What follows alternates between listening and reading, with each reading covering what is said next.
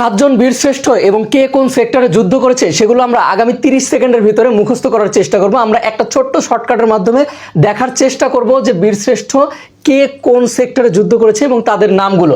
আমরা যদি এই একটা লাইন মনে রাখি তাহলে একটু দেখতে পাবো, আজ হাজারো মোমের নূর জ্বলে। শুধু এই কথাটুকু, আজ হাজারো মোমের নূর জ্বলে, মানে মোমের তো নূর, আলো জ্বলবে, এটা স্বাভাবিক ব্যাপার।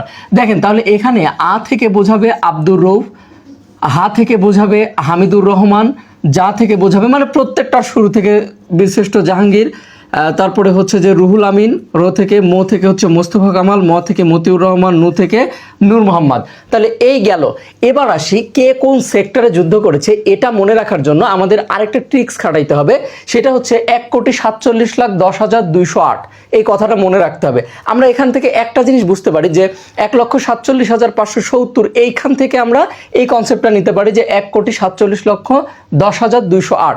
এখানের প্রত্যেকটা যে সংখ্যাগুলো ব্যবহার করা হয়েছে সংখ্যাগুলোকে আলাদা আলাদা করে এইখানে নিয়ে এসে লিখলেই 1, তারপরে 4, 7, তারপরে হচ্ছে 10, 2, 0, মানে মতিউর রহমান তো কোনো সেক্টরে যুদ্ধ করেননি, এবং লাস্টে 8 কমপ্লিট হয়ে গেল। খুব বেশি সময় না, এটা কিন্তু মুখস্থ করা অনেকটাই ডিফিকাল্ট, মানে কার সাথে কে কোন সেক্টর এটা ইন্ডিভিজুয়ালি মুখস্থ করতে গেলে সময়ের দরকার। মাত্র 420 টাকায় সাধারণ জ্ঞানের পূর্ণাঙ্গ জব কোর্সে ভর্তি চলছে, যেই কোর্সটি 47তম বিসিএসকে সামনে রেখে এগোচ্ছে।